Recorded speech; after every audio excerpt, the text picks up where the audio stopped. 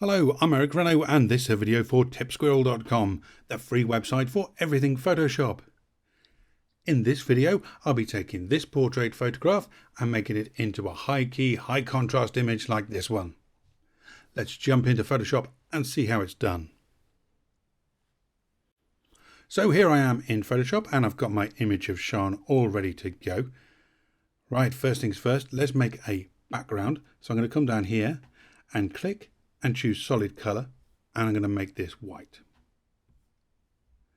Now I need a couple of copies of Sean, so I'm going to click on the background layer, Command J, Command or Control J again, and let's move the background to the bottom here. This original background we won't be using. Now I'm going to go up to background copy. I'll rename that one as our work copy, and this second one I'll rename that as filter. There we go. So on this layer called filter, I'm going to go up to filter and then into filter gallery. Now I'm already on halftone pattern. You'll find it under sketch. So sketch and halftone pattern, and that's the one I'm after. You can see I've used a size of 7 and contrast of 50 right up to the end there. If I zoom out a little bit, you'll see what we're going for. Something like that. I'm going to click OK. Now the contrast was high because all I wanted was blacks and whites, because that's what I'm going to make my mask out of. So now I've got my blacks and whites that I've made, I need to select this for making a mask. So I'm going to make this as easy as possible and go to select and color range. Next, all I have to do is select the black. So I'm going to click on anywhere that's black. I've made sure that localized color clusters isn't ticked, by the way, and my fuzziness is quite high. Click OK. And there's our selection. I can turn off the layer called filter. Now on the work layer, I'm just going to go and create a mask.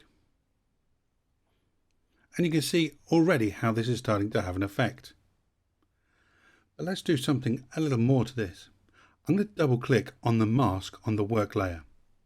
And up comes this properties dialog box. And here I've got two sliders, density, which is at 100%, and feather, which is at 0.0. First things first, let's take the density down to around about 70%. And you can see the effect that's already starting to have.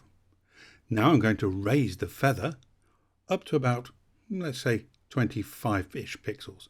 And you can see how we're getting this soft glow straight off the bat. And I can adjust this to taste. I maybe don't want to go too far. It starts to look a bit cloudy.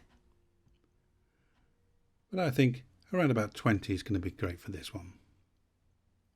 And that's all there is to that. Let's duplicate the work layer, Control or Command J, and pop this one into hard light. And there's our contrast layer. We can dial this down using opacity, of course. If I click there and drag it down, I can reduce the opacity of this so it isn't quite so harsh. But I like this quite high on this image. There we go. Now if I wanted to, of course, I can come up to my filter layer and pop that back on, and then choose maybe multiply and take the opacity of this down, and then we still have this kind of comic book look to it as well. Let's zoom in and see what it looks like. There we are. I'm at 100% now. And you can see what it looks like. It's an interesting effect. That's without that filter. That's without the layer, the work copy that was in hard light. Let's go back to our original. So I'm going to press Control or Command 0 so we see the original. And then I can pop these two adjustment layers on as well. And you can see how it's working. So that's our before and that's our after. An interesting effect. It may be one that you want to have a play with and come up with your own kind of formulas. I'm Eric Renault. Thank you very much for watching. I'll see you again soon.